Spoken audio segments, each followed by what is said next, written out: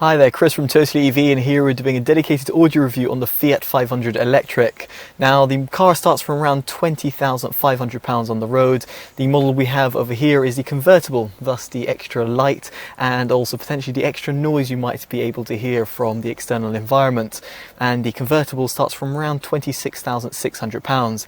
If you'd like a detailed review of the vehicle itself, do check it up on your pop-up banner, in the description below, or in the pinned comments. Hopefully I can get my words out there. Now, before proceeding with this detailed review, if you do like the content that you see and you haven't already, do consider subscribing and hitting that bell notification. It'd be greatly appreciated. Now, to kick things off, let's talk about the audio configuration.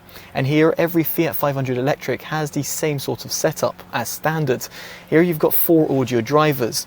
One mid-woofer driver that's found within each of the doors, they're 5-inch drivers to be specific, and 0.75-inch tweeter drivers that are found within each of the A-pillars. Now, if you do purchase an additional pack, you can also get rear drivers, and here this will bolster the number of drivers that you've got within the cabin, so therefore going from 4 to 6, and you also get 3.75-inch full-range drivers that are positioned at the rear column. Now, no matter which configuration you go for, the same sort of equalizer preset and support is going to be provided through the infotainment system. Now here, through my EQ settings, I've reduced the bass by 1 notch, left the mid-range at 0, and increased the treble by 2 notches. The rest of the settings have pretty much been left to default, in other words, let's say the balance and the fader.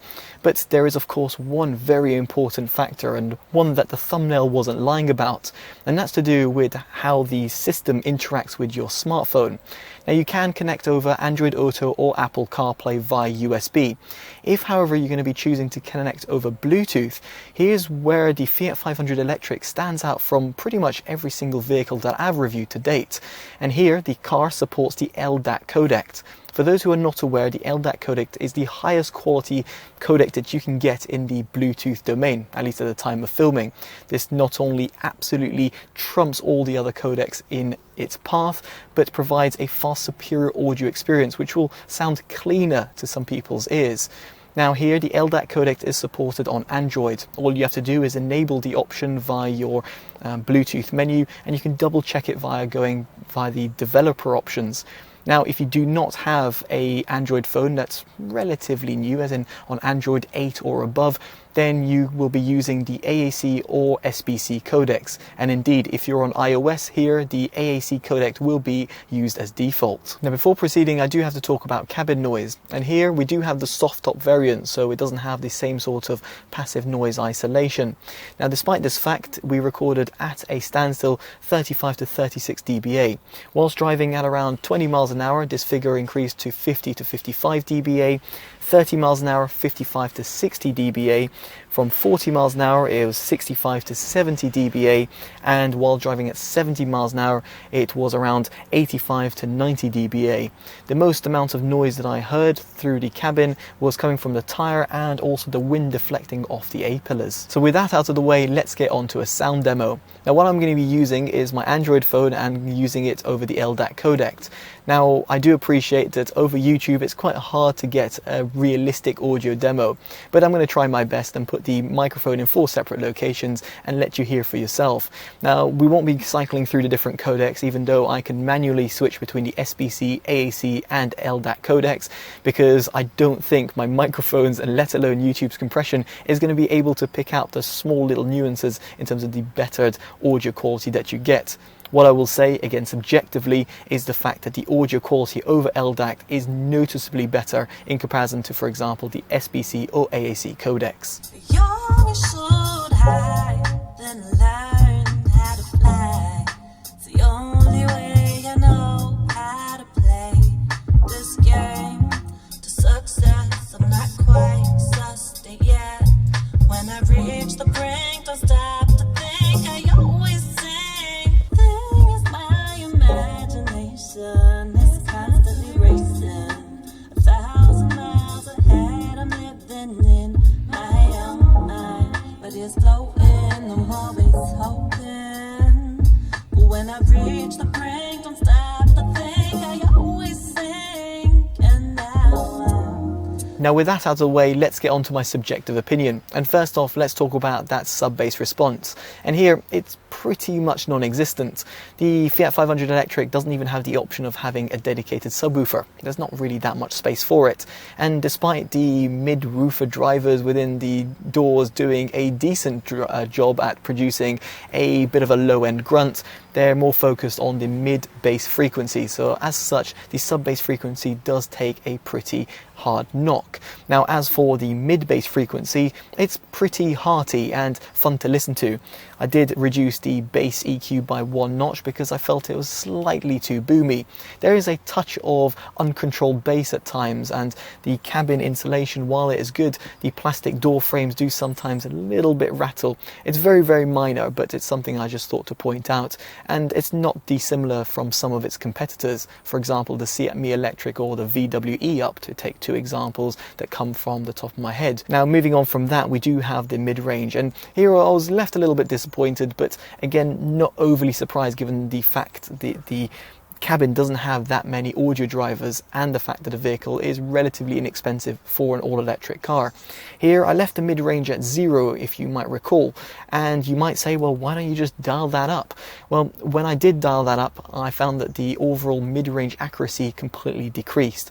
For example, in Priya J's song that we just heard, her vocals just don't come across as accurately as the artist intends, and as a result meant that it detracted from the overall audio reproduction.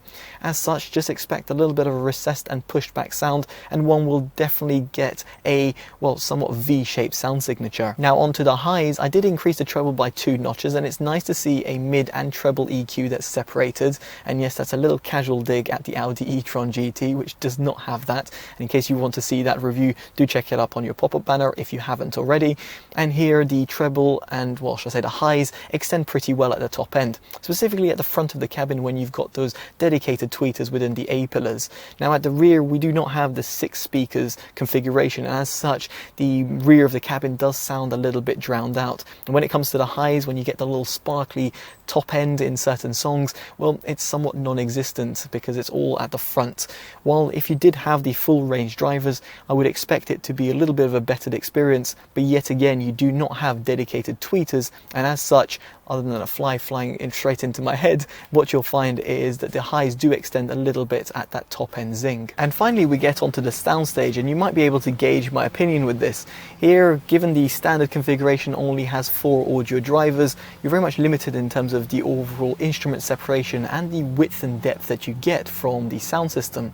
However, do consider that the Fiat 500 Electric does have a relatively small sized cabin, which isn't great for rear occupant space, by the way. But when it comes to an audio perspective, this does mean you still get a quite fulfilling sound. Now, as I mentioned, we've only got the 4 audio driver configuration over here. If I had the 6 audio driver configuration, one can only imagine that the sound will be a little bit more fulfilling, specifically coming from the rear, and therefore it means that, well, the sound will have that little extra width and depth which people might appreciate. So if you're an audiophile, you might want to consider getting the audio upgrade, well, which is found within one of the packs, in order to get the 6 audio drivers over the 4 audio drivers. And so this all leads me on to my verdict, and quite frankly, when I was looking at the specs, I wasn't overly impressed. 4 audio drivers as standard and 6 as an additional option. However, upon listening to the standard audio setup, I must say I'm pleasantly surprised.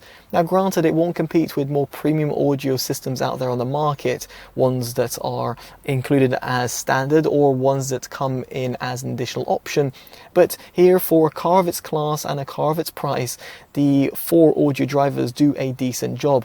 Add also the fact that you also get the LDAC codec, which is honestly quite a rarity. Having reviewed over 50 different cars, this is the first car that I've come across that actually has that codec support.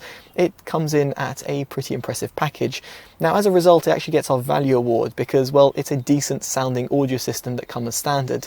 Now, if you're an audiophile or someone who likes listening to music, then you might want to consider getting the extra audio drivers at the back in order to get a little bit of an extra fulfilling sound within the cabin. But I'll be intrigued to hear your thoughts in the comment section below if you're interested in getting the extra pack, or indeed how you found the Fiat 500 Electric, be it if you own it or you went for a test drive when it comes to an audio perspective. Now, if you've enjoyed this review, make sure you drop a like. If you haven't already, consider subscribing and hitting that bell notification. It'd be greatly appreciated. And of course, take care of yourselves. I've been Chris from TotallyEV, and goodbye.